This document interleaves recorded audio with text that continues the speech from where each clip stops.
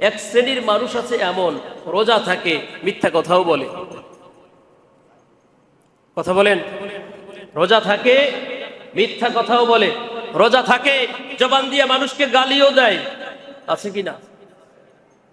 আপনাদের সমাজে কম থাকতে পারে অথবা নাও থাকতে পারে, অন্যান্য জায়গায় আছে। রোজার মধ্যেও দেখা যায় এই যে মারামারি শুরু হয়েছে তো হয়েছে, আছে না? বলেন আছে না? এখন এরকম রোজাদার বান্দা যদি রোজা থাকে মানুষকে গালি দেয়, মানুষের হক নষ্ট করে, জবান দিয়া ঝুট কথা বলে, মিথ্যা কথাবার্তা বলে, তাদের রোজার কি অবস্থা? রোজার জন্য পুরস্কার তো আল্লাহ অনেক রাখছেন, কিছু শুনলেন, আংশিক শুনলেন, আরো অনেক আছে। সময় তো খুব কম, সময় তো প্রায় শেষ। এর মধ্যে আর কয়টা কথা বলা যায়? তো রমজানের পুরস্কার আল্লাহর কাছে অনেক বেশি, কিন্তু এখন এই পুরস্কার যারা পাবে তাদের তালিকায় তো নামটা আগে লেখাইতে হবে।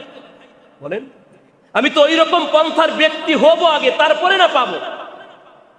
আচ্ছা বলেন, আপনাদের এলাকায় যদি এখন কোনো একটা কারখানা হয়, এই কারখানায় যারা 1 মাস চাকরি করছে তাদের জন্য ঈদের দিনে একটা বোনাসের ব্যবস্থা কোম্পানি করছে, আর বলছে কি ওই কোম্পানির কার্ডটা গলায় ঝুলায়ে আপনি লাইনে দাঁড়াবেন, আপনি লাইনে ঢুকলে কার্ড দেখাবেন, আপনারে বোনাসটা দেয়া হবে, ঈদের সামগ্রীটা দেয়া হবে।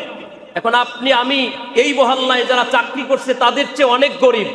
রমজান মাসে আমরা খুব কষ্ট করে দিন যাপন করেছি, খেয়েছি, সেহরি ইফতারে না খেয়েও রোজা রেখেছি। এমন ব্যক্তিও যদি ওই লাইনের মধ্যে গিয়ে দাঁড়ায়, তাইলে কি কোম্পানি আমারে ওইখান থেকে কোনো কিছু দিবে? কেন দিবে না? আমার কার্ডটা, আমি ওই কোম্পানির স্টাফ না, এই জন্য দিবে না। তো আপনি রমজান মাসের পুরস্কার আল্লাহ যা ঘোষণা দিয়েছেন এইটা পাবেন, পাইতে হলে তো আপনাকে আগে ওই পন্থার ব্যক্তিতে পরিণত হতে হবে, তাইলে না পাবেন। কথা বলেন ঠিক কিনা? আর অন্তরের মধ্যে সমস্ত নেফাকি রাইখা উপর দিয়া লেভেল দেখাবো মানুষের ভালোবাসার, আর অন্তরে যত জল্পনা কল্পনা মানুষের ক্ষতির, আল্লাহ দেখেন, জানেন, শোনেন। কথা বলেন, ইন্নাল্লাহা আলীমুম বিযাতিস সুদূর।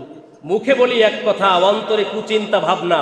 এটা মনে করছেন আপনি যারে বলছেন সে বুঝছে যে উমুকে আমার এত ভালোবাসে, আসলে আপনি যদি পারেন জায়গায় তারে ক্ষতি করেন। এটা আল্লাহ জানেন, দুনিয়ার কেউ না জানলেও যিনি জানেন তিনি কে?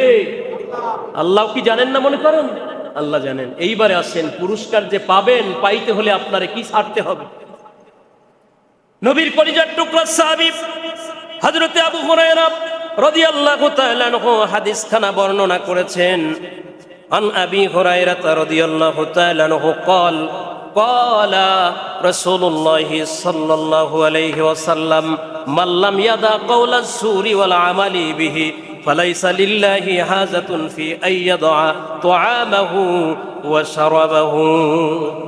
নবীজির সাহাবী হযরতে আবু হুরায়রা রাদিয়াল্লাহু তাআলা আনহু হাদিস খানা বর্ণনা করেছেন, মান লাম ইয়াদা কাওলাস সুরি, যেই ব্যক্তি রোজা রাখাও মিথ্যা কথা বলা ছাড়লো না।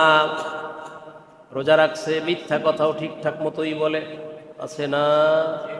এটা আমার কথা না, ১৫০০ বছর আগে কলিজার টুকরা নবীকে আপনি যে আপনার নিজের হৃৎপিণ্ডের চেয়েও বেশি ভালোবাসেন, ওই নবীজি বলেছেন, মাল্লাম ইয়াদা কাওলাস সুরি ফিল আমালে, যে ব্যক্তি রোজা রাখাও মিথ্যা কথা বর্জন করলো না, মিথ্যা ছাড়লো না, দেধারসি মিথ্যা কথা বলেই গেল, মানুষের ক্ষতি হলো কিনা চিন্তা করলো না, মিথ্যা বললো, মিথ্যা সাক্ষী দিল। ওয়ালা আমালি, এই জাতীয় আরো যত কাজ আছে এর কোনোটাই ছাড়লো না। মসজিদে আইসাও গল্প গুজব করলো, পার্থিব জগতের গল্প গুজবে মসজিদের মধ্যে শোরগোল ঘটাই দিল। অন্য নামাজি নামাজ পড়ে, তার নামাজ চলাকালীন সময় পাশে বৈশা এমন কথা শুরু করছে, আর একজনের নামাজ ছুইটা যাচ্ছে, সেদিকে খেয়াল নাই। পারিবারিক কথা শুরু করছে, নিজের ব্যক্তিগত কথা শুরু করছে, সামাজিক কথা শুরু করছে, আর এক ব্যক্তির ছেলে মেয়ে নিয়ে কথা শুরু করছে। আওয়াজটা এত জোরে হচ্ছে যাতে আরেকজনের নামাজ ছুটে যাচ্ছে, এমন ব্যক্তিকে মাঝে মাঝে দেখা যায় কিনা বলেন?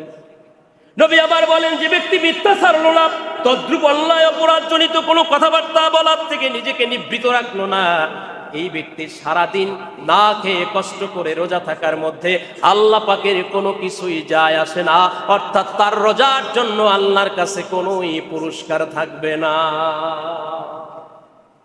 রোজা রাখলেন, না খেয়ে থাকলেন, রোজা রাখলেন, ঘরে স্ত্রী ছিল, মন চাইলো সেটার থেকে নিবৃত থাকলেন, এটা একটা কাজ করলেন ঠিক, কিন্তু আল্লাহ যে আপনাকে রমজান মাসের জন্য পুরস্কারটা দিবেন, আল্লাহ হাবিব রাসূল সাল্লাল্লাহু আলাইহি ওয়াসাল্লাম বলছেন, কুল্লু আমাল ইবনে আদম ইউদাফুল হাসানাতু বিআশরি আমসালিহা ইলা 700 দিফিন। ক্বালা আল্লাহু তাআলা ইল্লা আস-সাওম ফাইন্নাহু লি ওয়া আনা আজজি বিহি। আল্লাহর হাবিব হুজুর সাল্লাল্লাহু আলাইহি ওয়াসাল্লাম আলোচনা করতেছিলেন, নিশ্চয়ই বনি আদমের প্রত্যেকটা নেক আমলকে আল্লাহ 10 থেকে 70 গুণ পর্যন্ত বৃদ্ধি করে দেন। নেক কাজ একটা, সওয়াব দেন আল্লাহ 10 থেকে 70টা। সুবহানাল্লাহ। হুজুর এই আলোচনা করছেন, আলোচনা শেষে আল্লাহর পক্ষ থেকে ডাইরেক্ট ওহী আসছে, ইল্লা সাওম। হুজুর আপনি যা বলছেন এটা রমজান মাসের রোজার সওয়াব না, 10 থেকে 70টা সওয়াব রমজান মাসের বাইরে। ইল্লা সাওম, রমজান মাস ভিন্ন। ফাইন্নাহু লি, কারণ রোজা রাখে বান্দা আমি আল্লাহর সন্তুষ্টির জন্য। ওয়া আনা আজজি বিহি, আর রমজানের রোজার সওয়াব এটা আমি আল্লাহ বান্দাকে নিজের হাতে দিব, যতটুকু লাগে ততটুকু দিব। এলে রোজার সওয়াব দিবেন আল্লাহ অফুরন্ত, কোনো মাপকাঠি নাই। 1000 2000 ফ্রেমে বাঁধা যাবে না। আল্লাহর বান্দার যতটুকু জান্নাতে যেতে লাগবে আল্লাহ ততটুকুই বান্দাকে দিয়া জান্নাতে পৌঁছায়।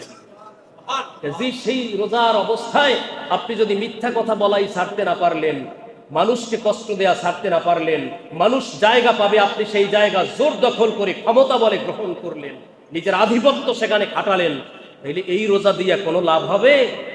বলেন কোনো লাভ হবে? কোনোই লাভ নাই। রোজা অবস্থায় কোনো মানুষকে কষ্ট দেওয়ার কোনো সুযোগ, বলেন রোজা অবস্থায় কোনো মানুষকে কষ্ট দেয়া যাবে? আর কষ্ট দিলে রোজার মাধ্যমে কোনো পুরস্কারের আশা রাখা যায়? বলেন রাখা যায়? কোনোই আশা রাখতে পারবেন না। কোনো আশা রাখলেও আপনার কাজ হবে না।